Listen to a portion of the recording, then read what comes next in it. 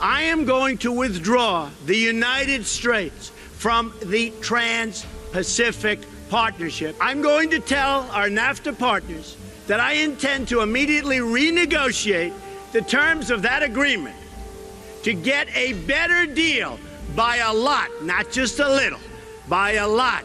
It's time to shake the rust off America's foreign policy.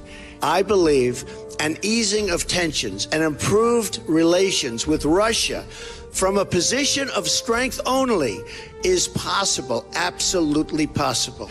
Some say the Russians won't be reasonable. I intend to find out. Today I'm here to talk to you about three crucial words that should be at the center always of our foreign policy. Peace through strength. We want to achieve a stable, peaceful world with less conflict and more common ground. I am proposing a new foreign policy focused on advancing America's core national interests, so important, promoting regional stability, and producing and easing the tensions within our very troubled world. This will require military warfare, but also cyber warfare, financial warfare, and ideological warfare.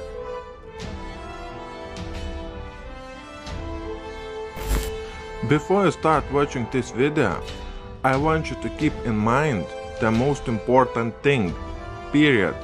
At this moment in our history, in order to establish or to defeat a one-world government, the Russian constitution is the key factor. The group of people who will have the total control over the Russian constitution, that group will be the boss of this world. Whether you agree or disagree, but real facts speak louder than anything else.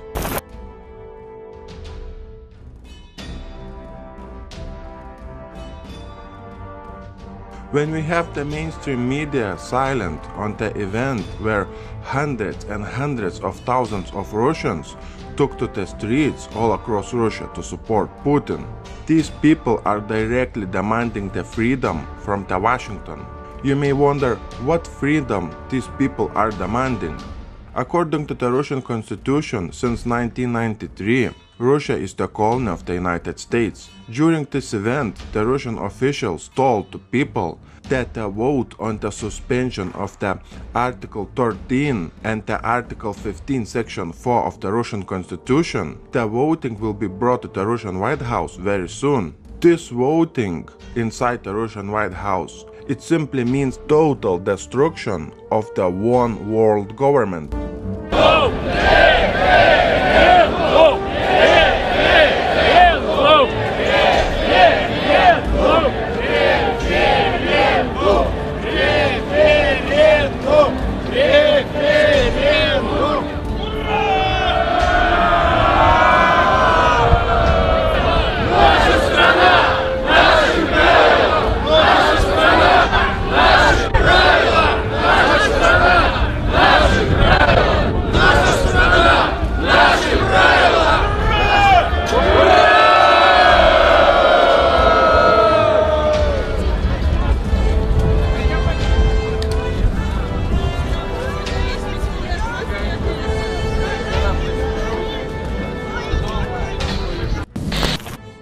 As trends forecaster, it is essential to have a clear understanding of where we are and the knowledge of how we got here to see where we are going to.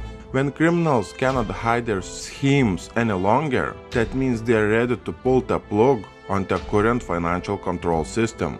Illuminati simply doesn't care any longer who knows their plans. The world is rising against the US colonial system of control. And if you start looking at the world from this perspective, then everything becomes so evident.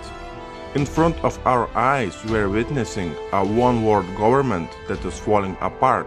First nail into one-world government's coffin was Brexit, or exit of the UK from the EU. And the second nail into one-world government's coffin was a failed military coup in Turkey. In order to win a fight against the US elite, Putin, or I should say the 80% of the rest of the world, needs a second Cuban Missile Crisis, either in Syria or in Ukraine. In my new video, I am talking about that Putin has crossed the red line, and the real war between the two superpowers has started inside the Russian government apparatus. Keep in mind that there will be only one winner and one loser, and this time the stakes are super high. You may wonder, what's the big deal about the Russian economic minister being removed from power? First, this information is going to be very important to people who live in America. This minister was put to that position by Washington, as many other ministers. Listen to this. Russia is the colony of the United States since 1991. Russia, from its resources, is paying $1 billion of US dollars to the United States budget every day. You get what I'm saying? These are not my words. I am not making this up. The Russian economic minister was the key person for the US elite in terms of controlling Russia from within. In Russian government apparatus, there are around 100,000 people who work directly and indirectly for Washington. And this economic minister was one of the big bosses put to that position by Washington, right? Putin started implementing the Turkey scenario of a failed military coup where Erdogan has removed more than 80,000 people from the Turkish government apparatus. It has started. Putin will do the same in Russia. Just remember that at this moment in our history, the control over the Russian constitution is the key factor. If you do not believe me, what I'm saying, just read this single paragraph of the Russian constitution. Please read it at least 3 times, and I promise you will get the main idea of what is about to happen in our world. Very credible sources are saying that Putin's backed people are working on a list of new people who will replace at least 10,000 of top people of those 100,000 people who work for Washington inside the Russian government apparatus. And this will happen very soon. As you saw at the beginning of this video, people in Russia who took to the streets, they were demanding the constitutional freedom from the US. The Russian government officials told those people that they are getting ready to vote on the Russian constitutional suspension. That voting alone will destroy London City and the United States elite. This and more will be covered in great detail in my new video.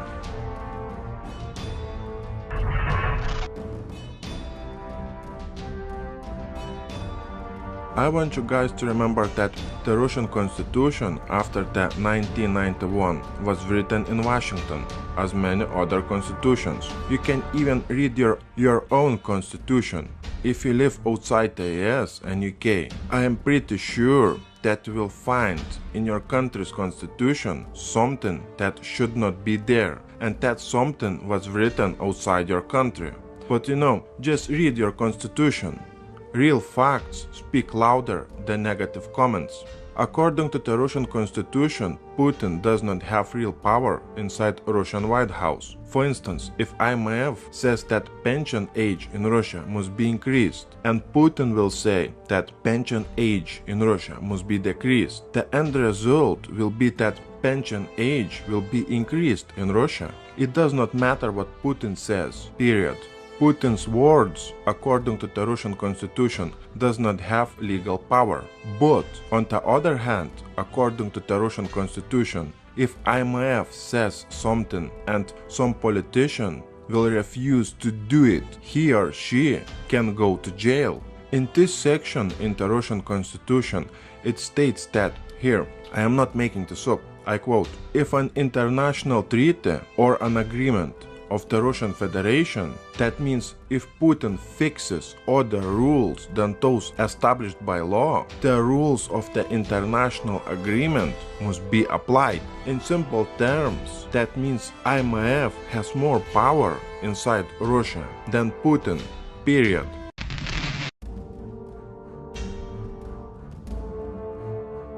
At this moment in our history, there are only three scenarios for not only Putin, but for the whole world. Watch one of those three scenarios unfolding in the coming weeks and months. First scenario is that Putin, during an economic forum in St. Petersburg, was talking about Russia's position. Putin directly and indirectly was saying that if the United States will leave Russia alone and stop interfering in Russia's business, then there will be no direct conflict between Russia and the United States. But there is one issue with this scenario.